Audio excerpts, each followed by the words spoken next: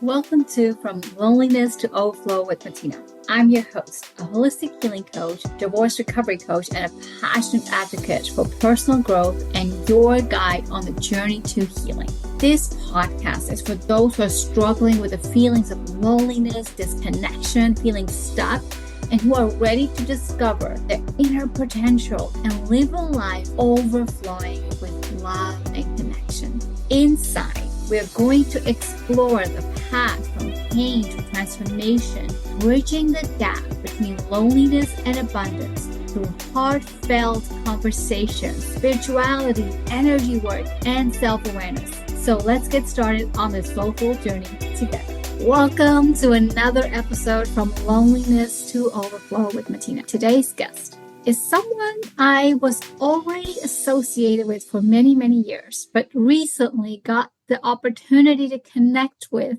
and to understand his magic and to really be open in this whole conversation of spirituality and understanding ourselves. So I can't wait for everyone to hear more about Tony's journey and more about how he led himself from the loneliness moments into the overflow.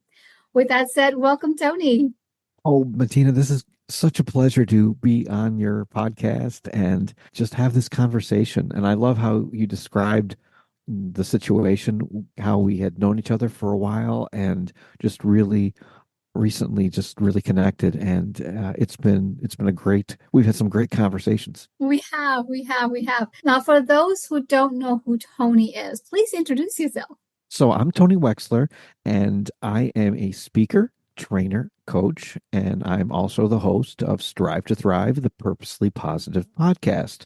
But I was not always this speaker, trainer, coach, podcast host. I spent 20 years in the world of investigations.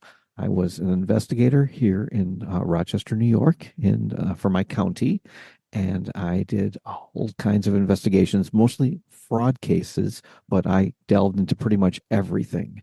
And I had done that, and I was also a licensed private investigator, which of course gives that vision of this glamorous life of like Magnum driving around in a Ferrari and getting into all these high speed chases with guns blazing. But may I tell you, Matina, that the PI world is nothing like they show it on TV. It's actually can be rather boring, but I was burned out. I just got tired of that whole negative world, the negative world of just people doing bad things and having to catch people doing bad things and seeing how here in the US our justice system was letting the bad guys right out the door after they caught them. And I just wasn't feeling satisfied and just burned out. And I knew I needed to make a change. I had what I like to call a wake up call moment where you have the chance to make a choice. And I made a decision and I said, I need to get out of this career, but what am I going to do? So fast forward to 2019, I'm thinking I could do sales training because I was really good at getting a confession and teaching other investigators to get confessions. And a confession, Matina, is the hardest sale that you will ever make because you have to convince someone not only to tell the truth, but then to sign it and know that there are some consequences to that decision that they make. And I figured if I could sell a confession, I could teach someone how to sell a car or how to sell real estate. So I was going to do this sales training and I was kind of excited about it, but wasn't fully, it wasn't like I didn't feel fully connected to it. But I knew I could do it and I knew it would be fun because what I found, Martina, is I loved the teaching process. When I would go around to other seminars and teach other investigators, I loved being in front of the crowd, teaching, watching them get the aha moments. And that process was something I truly enjoyed. So the universe or God stepped in 2020, right before I was going to launch. And this thing called COVID happens and everything is shut down. We couldn't go anywhere. So I would work all day. I'd come home at night and I didn't have anything to do. So I logged onto my computer. And that's where I came across some of our mutual mentors, Tony Robbins, Dean Graziosi, and a lot of other people in the self-development community. And I decided, you know what? This is really aligned with me. So I end up getting a coach and taking a few programs along the way and found out that not only the teaching, but coaching and helping people to go to the next level in their life, to find those wake up call moments and to go down the right path, to trust their intuition and to move confidently in the direction of their dreams was really what I wanted to do. So, May 2020, I launched Tony W Coaching and have not looked back. I made a goal. I said by the end of the year, I will be out of the investigation world completely. I always make audacious goals. So by the end of 2020, I was still working, but I think a couple months later, the end of February was when I left the county as an investigator, and I've been doing this full time. Launched the podcast in October of 2020 because of all the negativity in the world. I wanted to bring more positive content out there. So that's pretty much me. That's my whole story, and I'm sticking to it. Whew, that is a huge story, and there's a lot we can unpack already there. So I'm going to ask you a question, Tony. What was your loneliness moment that led you then into the overflow of, okay, I'm living the life that I actually inspired to live? There have been several, but I actually have to go back much further in my life, if that's okay, for some loneliness moments. See, my parents were actually my grandparents. They were my maternal grandparents. My sister, the person who I knew as my sister, was my mother, biologically.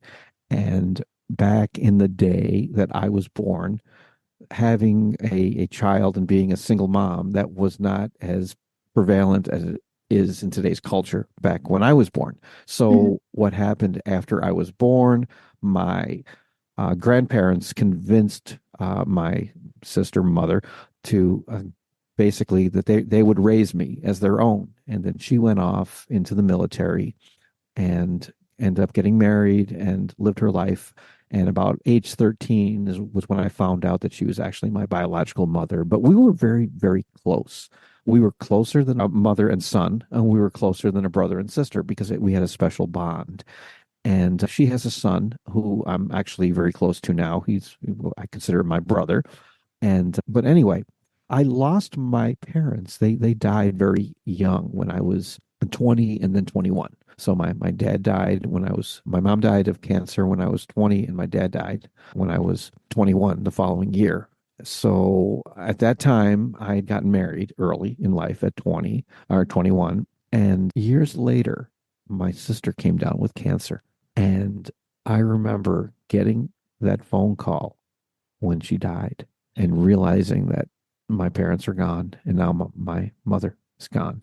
And I just, at that moment, I think, and being a guy, it's sometimes hard to admit to this, but I just remember going into a room and actually really crying. And I hadn't really done that.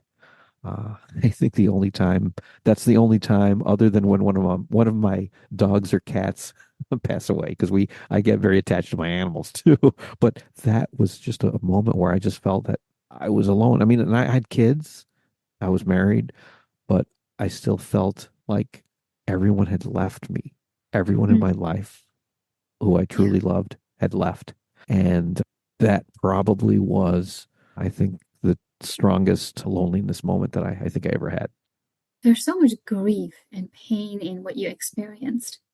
And grief is not something that we can accept from one to the next point of life. And after a year, we have to be over it. It can always seep in at any time of life. So now being years away from that, how do you deal with the grief? I recognize that it's important to focus on gratitude. Matina, gratitude is like everything because, as you know, when we're in gratitude, we're at a much higher vibration. And Yeah. any other emotion, whether it be anger, sadness, frustration, when we're truly in gratitude, then those emotions are overflown by the gratitude. They're kind of, they wash away. So I learned to look at every moment and say, okay, you know what? I'm grateful that I had a relationship with my mom, that we had a strong relationship. I'm grateful that I had parents, even though they weren't my biological parents, they were my maternal grandparents, but parents who loved me enough to take me in and raise me as their own. And later in life, when I went through a difficult divorce, I was grateful for the relationship, although probably not as grateful at the time that it all happened. but now I'm grateful, and actually my ex-wife and I are quite good friends right now, and because we've gotten past that. And at that time I got the house, the kids, and all the bills, and I was kind of it I entered a new chapter in my life, I guess. But what's really interesting is having to go out into like the whole dating world at the time Yeah. after I went through the divorce, at a later phase in life. Because I mean, think about it. I was married when I was 21. So I've been in my 20s and in my like late teens. Last time I played those games, and now I've got to do them again when I was, a few years older.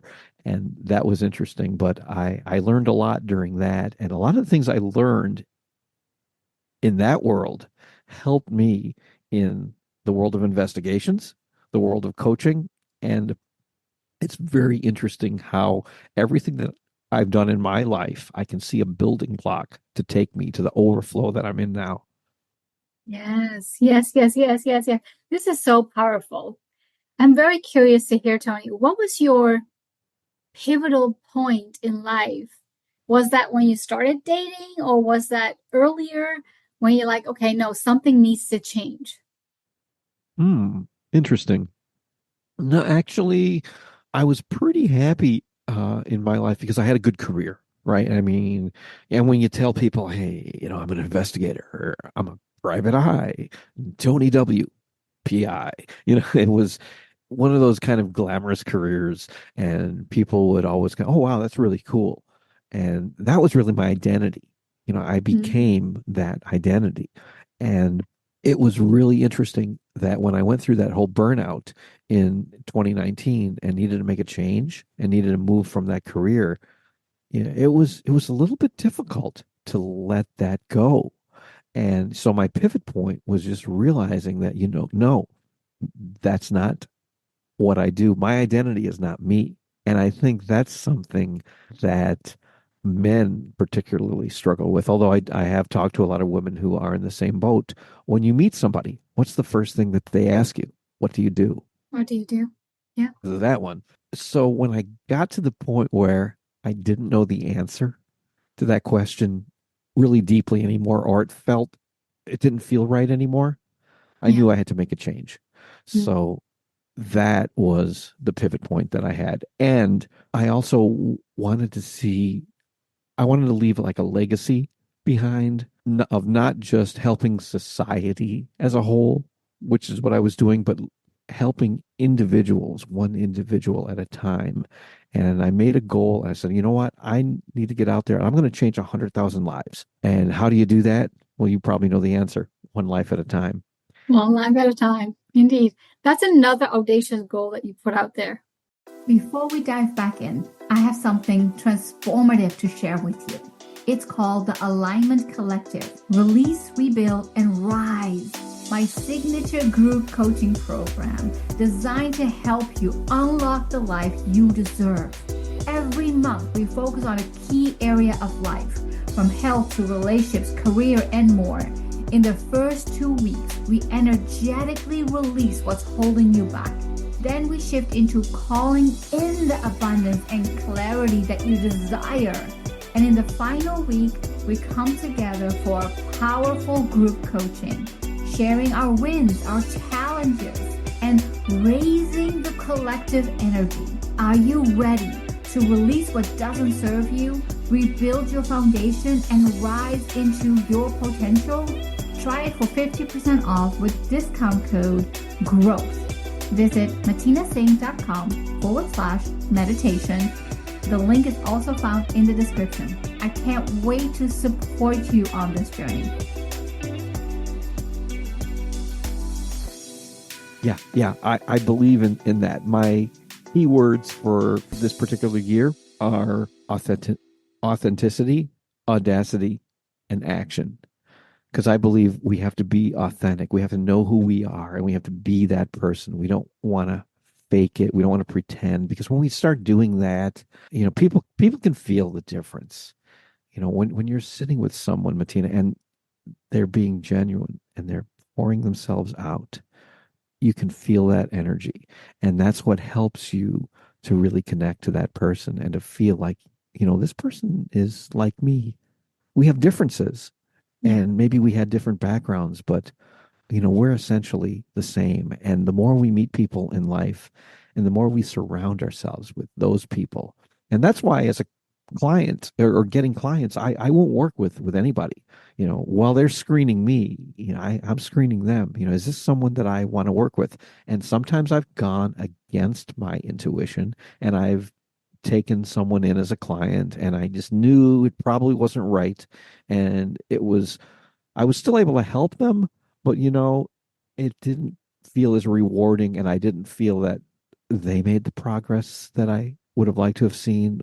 And I just didn't feel that I did as good of a job as a coach. So now I'm very careful to really work with people that we are much in alignment. Does that make sense? absolutely. Absolutely. And I love the fact that you said, Tony, like so many times we attach our identity to a role that we have in our lives or to a person that we're connected with. Be that I'm a wife or I'm a son or I'm a private investigator, without realizing that becomes a huge part of our lives. So I'm curious to ask you, like, how did you, or what did you even ask to detach yourself from that identity? Well, something happened relatively recently, and it was in May of this year. Actually, it was a little bit before then. My PI license was up for renewal, and even though I'd left and I wasn't working for the government anymore for the county as an investigator, I still kept the PI license. I had a few attorneys who I would do some side work for, who would call me on occasion, do a simple job, and I would say okay, because they were friends and I wanted to help them out. So I kept the license. But when I got it this year, I remember holding it, looking at it and saying, you know what? This isn't who I am anymore. So I took the papers and basically, in fact, I did a video on Facebook, where I actually held it up and I dropped it. I let it go. I said, it's time to let go of the past and to move forward into the future. And I think that was a real pivoting moment for me. So I'm no longer, Tony W. Yeah, I'm Coach Tony W. And that's who I am. And that's made a huge difference, even though it's been several years since I've made the career change. I love the fact that you were vulnerable enough to show your own audience how you are ready to let go of your past and how you are ready to embrace the new role that you're leaning into. But what would you now, doing the work that you do, showing up for people as you do, define your identity? I'm a light shiner. I shine the I'm light. a light shiner? Yes, I shine the light into the dark world right now. The world Wow. the world that I came out of. I came out of the darkness and I don't just take it for myself. I shine that light so others can come out of their dark path. I've never heard this answer, and I'm absolutely loving it because that answer holds a lot of value systems behind it. And those value systems, no one can take away from you. That's true. That's true. And when we help others, in turn, I think God, the universe, whatever you believe, brings it back to you. Yes. And sometimes in ways that you could just not expect. I mean, meeting different people. I've met, you included, Matina, some of the most amazing people, especially since I've been doing the podcast. I mean, all over the world. We're connected with people all over the world. It's not just people in our front yard. And I mean, I've worked with clients locally. Kind of different for me because I do most of my coaching over Zoom, Yeah. but I've had a few clients and we've sat down in a coffee shop and we have our sessions there. And that's really interesting. It's different because I got used to the world of coaching over Zoom, but It's interesting. But anyway, just being able to share with people all over the world and get with people that you truly resonate with and feel those deep connections. It's been so beautiful. I think that's probably the most fun that I have. And that and when I'm standing in front of a crowd. And I've never feared public speaking. I was the kid who used to always do the oral reports because to me they were easier because I didn't have to do any work. I would read the book that I have to do the report on, or actually for me, I would skim through it and I get an idea what it was about, and then I just stand in front of the class with a blank piece of paper that was supposed to be my report that I was reading, and I would just improvise the whole thing, and I was just always able to do that. And to me, that was fun. I'm a musician. We talked about that. I play in a band and I do that more as a hobby. So when I'm in front of an audience, it's no big deal. I know a lot of people are just scared to death when they step out on that stage or when they have to give those reports. But for me, it's natural and it's something that I'm grateful for. I'm grateful for that God-given ability to be able to do that, to be able to stand there and to not fear and to be able to share different things and different stories. I'm very big on telling stories.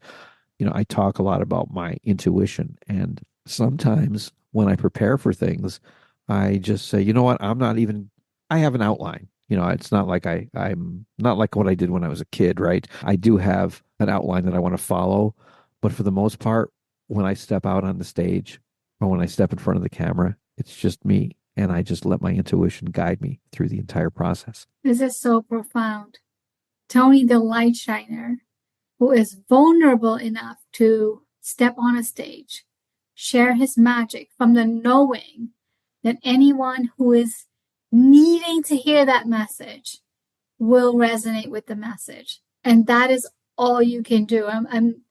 It takes confidence, but it also takes vulnerability to allow yourself that time, allow yourself that grace to showing up. My goodness, it's been such an amazing conversation, Tony, and I want to thank you for sharing your gift so beautifully.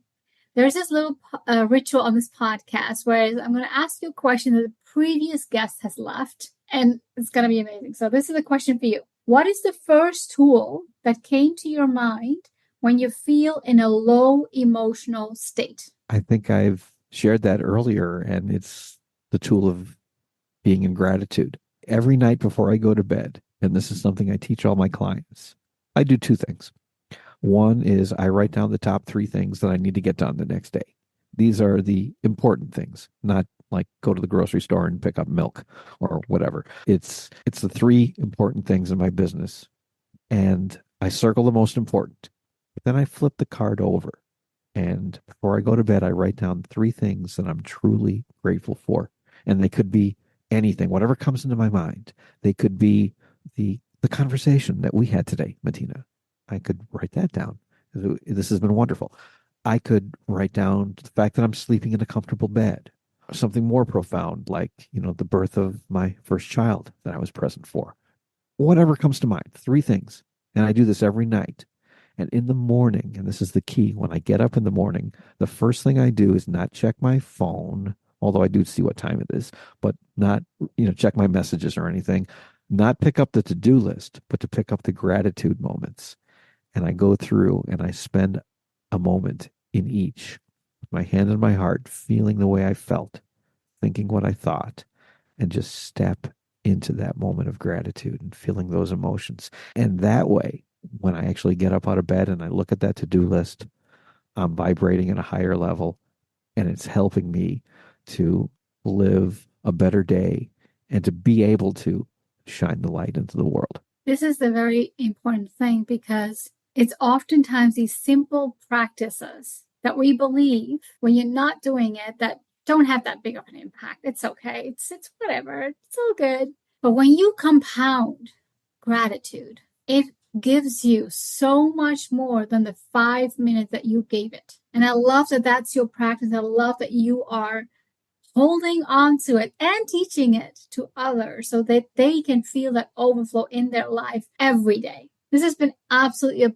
pleasure speaking with you and hearing your journey and hearing the low moments, but also the overflow that you are absolutely living in every single day. through a simple practice of gratitude.